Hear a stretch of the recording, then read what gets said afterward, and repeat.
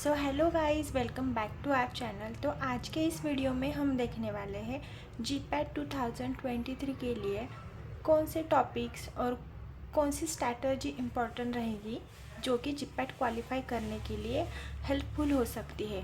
तो without skip my video last तक ज़रूर देखना।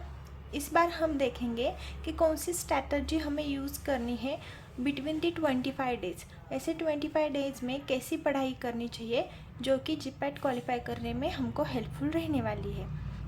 तो अब हम देखते हैं जीपैट में क्वेश्चन किस ढंग से पूछे जाते हैं, क्या वो इजी रहते हैं या मीडियम रहते हैं या टफ रहते हैं। तो जीपैट में तीनों टाइप के क्वेश्चंस पूछे जाते हैं। 20% इजी क्वेश्चंस पूछे जाते हैं, 30% टफ क्वेश्चन पूछे जाते हैं और 60% मीडियम क्वेश्चन पूछे जाते हैं। तो इजी मतलब आप बोलेंगे कि हमको आएगा कि नहीं ये क्वेश्चन, हमें कैसे पता चलेगा कि ये इजी है कि नहीं। देखो, जो हम सेमेस्टर वाइज स्टडी करते हैं ना, जो लोग रेगुलर कॉलेज जाते होंगे, टीचर का सिखाया हुआ याद रखते होंगे, तो उनको 20% एग्ज़ाम में पेपर अच्छा जाने वाला है, क्योंकि उसमें से ही बेसिक क्वेश्चंस पूछे जाते हैं। तो 20% ईजी होता है और 60% मीडियम होता है, मतलब थोड़ा स्टडी करने की ज़रूरत पड़ती है जीपैट के लिए।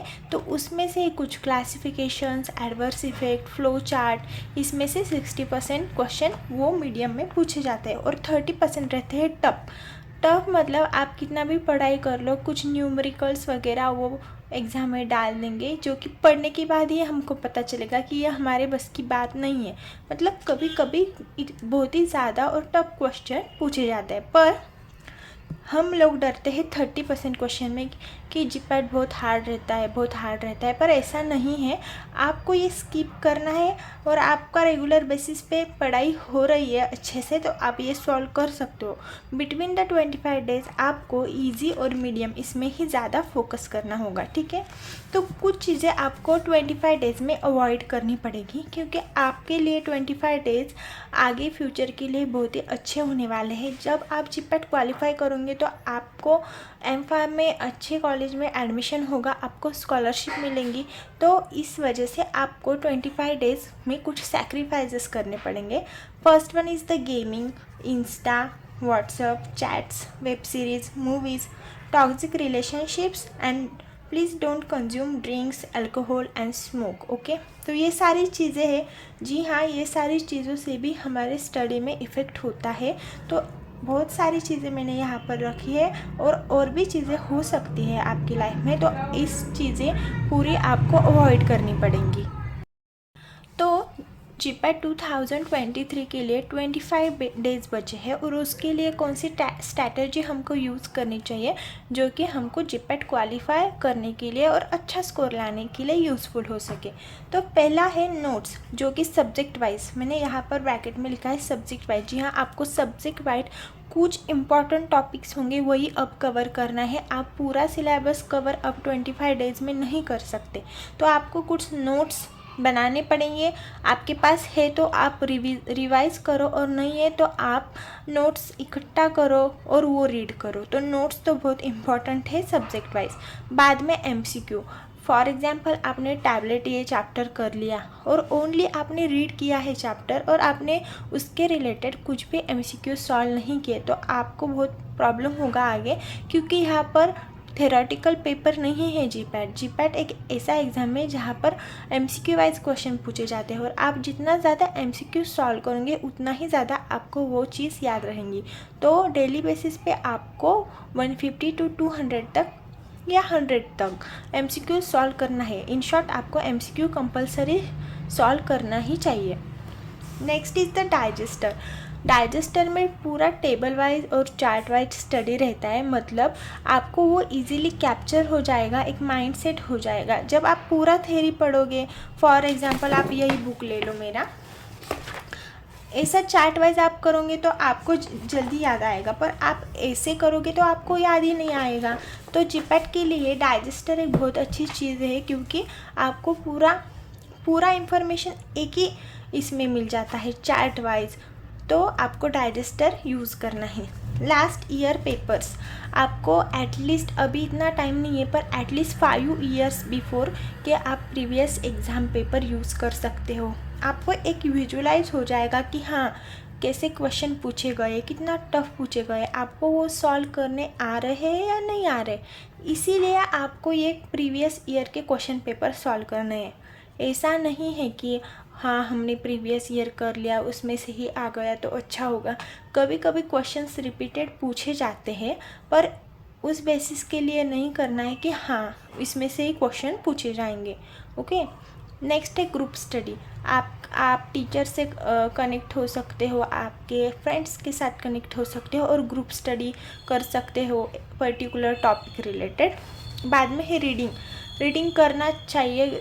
रीडिंग करोगे तो ही आपको कुछ कंसेप्ट क्लियर होंगी। ओके, और रिवीजन क्या होता है, फॉर एग्जांपल मैंने कैप्सूल टैबलेट ये सारी चीज़ें कर ली और मैंने की है 2-3 महीने पहले, और अब मुझे ऐसा लग रहा है हाँ मैंने किया है। और आप जब बुक खोलोगे तो आपको कुछ चीज़ें मेमोराइज नहीं रहेगी, सबके साथ ऐसा होता है। तो आपको कंटिन्यूसली रिवीजन करने रहना चाहिए। फॉर एग्जांपल आज मैंने ये किया और कल मैं अलग करूँगी, और फिर मैं कल आज का ही अभी याद रह गया, फिर 2 दिन बाद याद नहीं रहता। तो आपको कंटिन्यूस हर चीज़ की रिवीजन करती रहनी चाहिए। ओके, तो this is the some important points कि जो आपको 25 डेज़ में कंपलसरी फॉलो करने हैं। नेक्स्ट है हम सब्जेक्ट वाइज बोलेंगे। सब्जेक्ट वाइज है, first one is the pharmacology, जिसमें 28 क्वेश्चंस पूछे जाते हैं। तो फार्माकोलॉजी से आपको अब क्या करना है, 25 डेज़ में क्या करना है। तो फर्स्ट इज़ दी डेफिनेशन। छोटे छोटे कॉन्सेप्ट्स होते हैं, उसमें से बहुत सारे क्वेश्चंस पूछे जाते हैं। तो आपको डेफिनेशंस थोड़ी रीड करनी चाहिए, कंसेप्ट क्लियर होंगे। क्लासिफिकेशन से बहुत ज़्यादा क्वेश्चन पूछे जाते हैं, क्योंकि मैंने जब जीपैट दिया था 2022 को, तो बहुत ज़्यादा एटलीस्ट 2 से 3 से 4 तक क्वेश्चन पूछे ही गए थे क्लासिफिकेशन से, मुझे याद है। तो आप भी क्लासिफिकेशन करके जाओ, पूरा सब करने की ज़रूरत नहीं है। डेफिनेशन और क्लासिफिकेशन करना, बाद में mode of action, particular drug है क्लासिफिकेशन का ही, और उसका क्या एक्शन है, वो मैकेनिज़्म क्या है, तो वो कर लेना। बाद में एडवर्स इफेक्ट, बहुत सारे एडवर्स इफेक्ट है, सिंड्रोम है, रेयर डिजीज़ होती है, तो वो एक बार देख लेना। बाद में ड्रग इंटरैक्शन, जब ड्रग पर्टिकुलर रिसेप्टर के साथ बाइंड हो जाता है तब वो क्या एक्शन शो करता है वो, और उसके यूजेस कहाँ पर यूज़ किया जाता है। Parkinson disease for example, dopamine, acetylcholine decrease हो जाता है लेवल। तो ऐसी छोटी छोटी चीज़ें सॉल्व कर लेना, और ये सब करने के बाद एमसीक्यू सॉल्व कर लेना। एमसीक्यू इम्पॉर्टेंट है। पर्टिकुलर एक आपने चैप्टर कर लिया, फॉर एग्जांपल आपने नर्वस सिस्टम कर लिया, और नर्वस सिस्टम में ये सारे पॉइंट्स कर लिए, classification, mode of action, adverse effect, drug interaction and uses. Okay, तो ये करने के बाद आपको क्या करना है, एमसीक्यू सॉल्व करना है। क्योंकि एमसीक्यू में ना ऐसे हमको क्या लगता है, हम जब एक एमसीक्यू सॉल्व करते हैं तो ऐसा होता है कि ये भी आंसर लगता है, वो भी आंसर लगता है, एक साथ दोनों आंसर करेक्ट लगते हैं। तो वो कंफ्यूजन दूर करने के लिए आपको एमसीक्यू सॉल्व करना है। अब नेक्स्ट टॉपिक है फार्माकोग्नोसी। फार्माकोग्नोसी से 9 या 10 क्वेश्चन पूछे जाते हैं। तो फॉर एग्जांपल सेना, उसकी फैमिली क्या है, उसका केमिकल कॉन्स्टिट्यूएंट कौन सा प्रेजेंट है, उसमें कौन से केमिकल टेस्ट किए जाते हैं। फॉर एग्जांपल बहुत सारे टेस्ट किए जाते हैं, एल्कोलॉइड होते हैं उसमें टेस्ट किए जाते हैं। चार्ट वाइज मैंने एक वीडियो अपलोड किया है, वो आप देख लेना। उसकी माइक्रोस्कोपी क्या है, और बायोलॉजिकल सोर्सेस और यूजेस। तो यही 5 चीज़ें आपको करनी है। फॉर एग्जांपल ड्रग लिया, ड्रग की फैमिली, एपोसियासी वगैरह, केमिकल कॉन्स्टिट्यूएंट कौन सा है, केमिकल कॉन्स्टिट्यूट कर लिया, केमिकल टेस्ट, विटालिमोरिन टेस्ट हो गया, बहुत सारे टेस्ट है वो, माइक्रोस्कोपी देख ली, बायोलॉजिकल सोर्स देख लिया, यूजेस देख लिया। ये 5 चीज़ें करनी है, और उसके बाद एमसीक्यू सॉल्व करना है। ओके, तो ये फार्माकोग्नोसी के लिए था। अब नेक्स्ट है मोस्ट इम्पॉर्टेंट वेटेज वाला सब्जेक्ट, फार्मास्यूटिक्स। तो फार्मास्यूटिक्स में formulation, tablet dosage form, capsule, suspension, emulsion, ये सारी चीज़ें फॉर्मुलेशन उसका कर लेना। इंग्रेडिएंट यूज़, कौन से डाइल्यूएंट यूज़ होते हैं, कौन से एंटीऑक्सीडेंट यूज़ होते हैं, और उससे प्रिजर्वेटिव कौन से यूज़ होते हैं, तो वो देख लेना। Evolution test, different kinds of test use किए जाते हैं, लीकेज टेस्ट वगैरह। तो आप क्या कर लेना, फॉर्मुलेशन कर लेना, इंग्रेडिएंट कौन से यूज़ कहाँ किए जाते हैं, इवोल्यूशन टेस्ट, ग्रैनुलेटिंग एजेंट और डिसइंटीग्रेटिंग एजेंट। ओके, तो ये इम्पॉर्टेंट फ्लो चार्ट कर लेना। सिंपल जो भी फ्लो चार्ट में है, स्टैंडर्ड बुक्स या दूसरे कौन से भी बुक्स, उसमें फ़्लो चार्ट होगा तो सारे के सारे फ़्लो चार्ट आपको करने हैं। फॉर एग्जांपल टैबलेट में डिसइंटीग्रेशन वाला, कोटेड, अनकोटेड, फिल्म कोटेड, उसका टाइम 30 मिनट, 60 मिनट, तो ये सारी चीज़ें आप कर लेना, क्योंकि फ़्लो चार्ट में से ही फार्मास्यूटिक से 10 से ज़्यादा क्वेश्चंस ऊपर पूछे गए हैं। तो इसमें फ़्लो चार्ट बहुत ही ज़्यादा मस्ट है, और बाद में इसके बाद MCQ सॉल्व कर लेना अच्छी तरह से। तो chemistry, organic chemistry, medicinal chemistry, inorganic chemistry, तो सभी केमिस्ट्री में से आपको नेम रिएक्शन करना है, जिसमें से 2 या 3 क्वेश्चन हमेशा पूछे जाते हैं। तो ज़्यादा नेम रिएक्शन नहीं है, 25 दिन है, 25 दिन में रोज़ 2-2 रिएक्शन आप कर लोगे तो 25 से 40-50 ही है, तो पूरा रिएक्शन हो जाएगा आपका। ओके, तो सार कर लेना है आपको, सिंथेसिस कर लेना है। फॉर एग्जांपल एक पर्टिकुलर रिएक्शन है, डाइसल्फाइड रिएक्शन, तो उसका स्टार्टिंग मटेरियल क्या है और उसका एंडिंग प्रोडक्ट का नाम क्या है, उसका स्ट्रक्चर वो देख लेना, और मेन न्यूक्लियस। तो हॉनेस्टली मैंने मेडिसिनल केमिस्ट्री छोड़ दिया था, फिर भी क्योंकि मुझे बहुत टफ लगता है, मेडिसिनल केमिस्ट्री लगता था, पर अब नहीं। बाकी सारे सब्जेक्ट मेजर माइनर में नहीं किए थे। तो आप एक पर्टिकुलर सब्जेक्ट स्किप कर सकते हो, पर वो सब्जेक्ट का टाइम आपको बाकी सब्जेक्ट में यूटिलाइज करना पड़ेगा, अच्छे से उसको कंसेप्ट क्लियर करना पड़ेगा। आप कोलॉजी, सुटिक्स और कोग्नोसी, ये 3 सब्जेक्ट अच्छे से कर लोगे ना, तो आप क्वालिफाई ज़रूर हो जाओगे। पर आपका मेडिसिनल केमिस्ट्री आप कर रहे हो तो अच्छी बात है, और स्कोर लाने के लिए, रैंक लाने के लिए। पर अभी से आप स्टार्ट करोगे तो बहुत हार्ड जाएगा। तो यही अच्छा है कि आप कोग्नोसी कर लो, आप सुटिक्स कर लो, आप कोलॉजी कर लो, उसके रिएक्शंस, उसकी फ्लो चार्ट कर लो।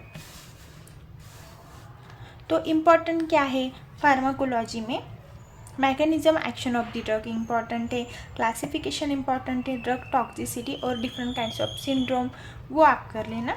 फार्माकोग्नोसी में प्लांट केमिकल कॉन्स्टिट्यूएंट फैमिली और उसका स्पेसिफिक यूज़ और उसके लिए कौन से टेस्ट किए जाते हैं ये।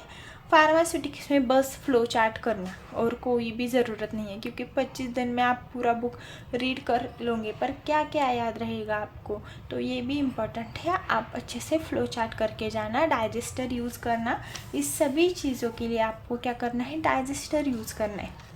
तो आपको बिल्कुल भी लोड नहीं लेना है कि 25 दिन रह गए, कम रहे, तो आपको एक कि एटलीस्ट आपको दिन में 6 या 9 आवर तक स्टडी करना है। मैं ऐसे नहीं बोल रही कि आप 12 आवर करो, 15 आवर करो, पर जितना भी स्टडी कर रहे हो ना आप, वो प्रॉपर करो, क्वालिटी वाइज करो, नॉट अ क्वांटिटी वाइज कि हाँ मैंने 9 घंटे किया है और 9 घंटे में तो कुछ याद ही नहीं यार। क्वालिटी वाइज करो, 4 घंटे करो, पर अच्छे से करो। ओके, और एक मॉर्निंग सेशन, आफ्टरनून सेशन और नाइट सेशन, ऐसा एक डिवाइड करो। मॉर्निंग में फॉर एग्जांपल आपने पैरेंटल किया, इमर्शन सस्पेंशन किया, फॉर एग्जांपल इमर्शन किया, तो आफ्टरनून में आपने रीड किया, आफ्टरनून ने MCQ सॉल्व किए, ठीक है। फॉर नाइट को फिर से एक बार रिवाइज किया, तो एक दिन में आपका 1 या 2 चैप्टर तो हो ही जाएंगे। तो क्वालिटी वाइज स्टडी करो और दिल से स्टडी करो। अच्छा, तो आपको बिल्कुल टेंशन नहीं लेना है, और आपको सोशल मीडिया और कुछ ऐसी चीज़ें होंगी कि जो आपको डिस्टर्ब कर रही है, एनवायरनमेंट घर का अच्छा नहीं है, तो लाइब्रेरी में जाके स्टडी करो, पर थोड़ा फोकस करो, फ्यूचर के लिए अच्छा होगा। होप आपको ये वीडियो अच्छा लगा हो। Thank you so much.